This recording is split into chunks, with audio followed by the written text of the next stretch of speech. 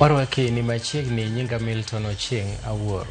Jagoro mongirore Migao mar somo Julius Bitoko otelo ne chenro mar yawo penj mar KPSEA gi KJSEA e apise mag jalup komishona Mangong gwenge ma Kajiado.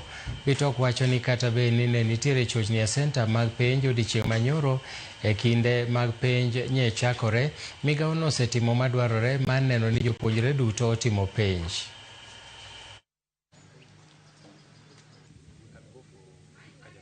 I'm happy to report that so far, so good. We are on track on matters examination. And I want to say that I want to thank all our stakeholders, including center managers, invigilators, for the smooth delivery of day one examinations yesterday.